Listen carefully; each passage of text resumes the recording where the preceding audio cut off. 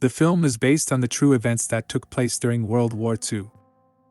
The movie opens in North Africa in 1943, where Colonel Stauffenberg is seen writing in his journal about his thoughts on the war and his growing disillusionment with Hitler's leadership.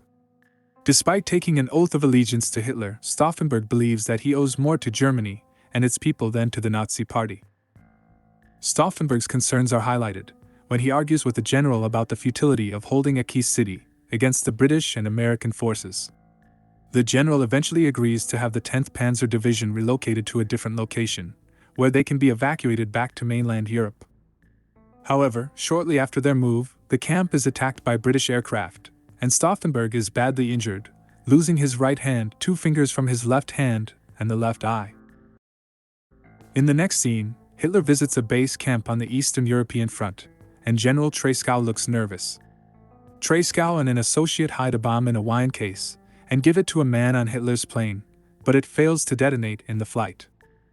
Tresckow returns to headquarters to retrieve the bomb, and there he meets with General Albrecht, a fellow conspirator. Tresckow safely retrieves the wine case, and the two discuss a recently arrested member of their secret committee. Tresckow recommends that Albrecht contact Colonel Stauffenberg as a replacement, which he does, and brings him to one of their secret meetings. At the meeting, Stauffenberg meets with Dr. Gordeler, who will become Chancellor of Germany if the plot succeeds, General Beck, who will lead the armed forces, and a man named Witzelben. After a heated discussion about what to do in the aftermath of the plot, Stauffenberg agrees to help. At a later meeting, he suggests to use Operation Valkyrie. It's a plan that uses the reserve army to keep order among the German population if anything disturbs communications from Hitler or if he is dead. Stauffenberg rewrites the order to exclude the SS from taking control, which would leave the head of the reserve army, and General Friedrich becomes in charge of Germany. Reaching out to General Friedrich, Stauffenberg and Albrecht are surprised at his rejection. But he keeps it quiet, choosing neither to support the dissenters nor report them to the authorities. If you were in Friedrich's position, which decision would you take? Comment your ideas. Let's find out if it was the right thing to do. Back to the story. General Tresckow is sent to the front lines, leaving Stauffenberg in charge of the plan. He, along with his assistant Lieutenant Houten, takes the order to the Berghof to be signed off by Hitler himself. With his inner circle present, Hitler praises Stauffenberg's loss of appendages as the attitude necessary for his military and states that he is the ideal German officer.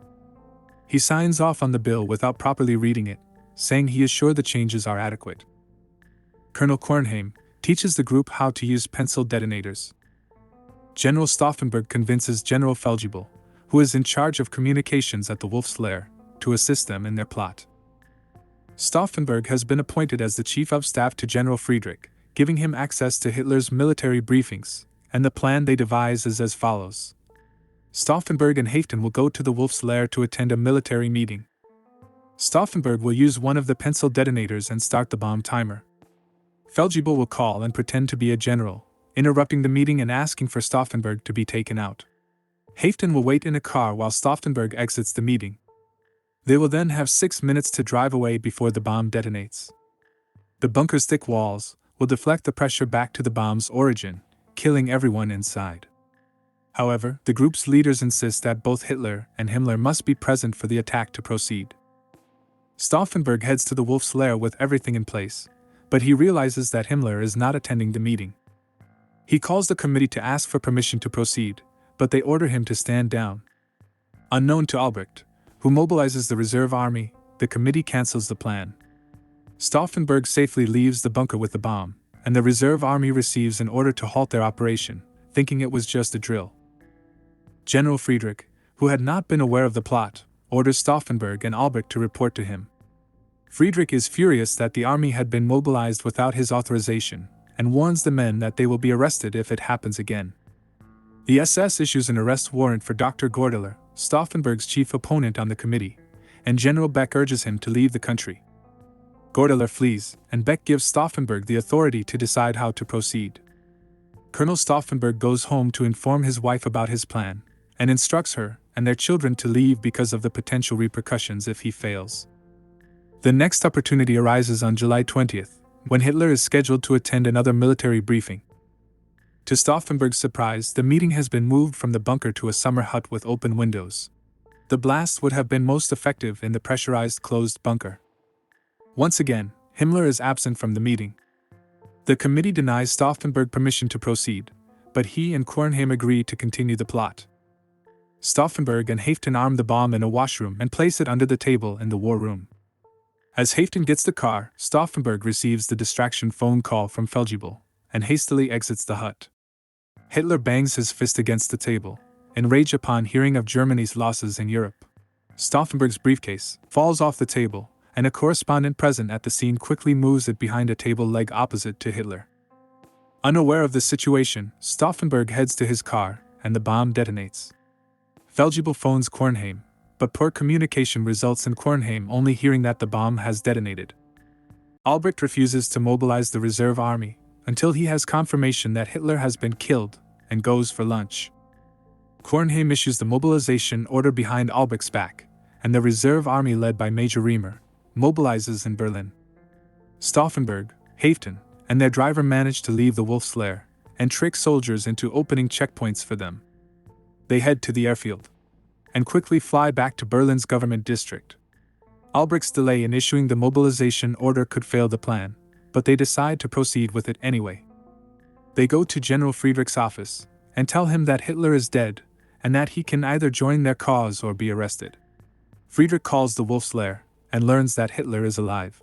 Stauffenberg dismisses this information and asks Friedrich whose side he is on. Friedrich tries to arrest Stauffenberg and Albrecht, but he is arrested instead.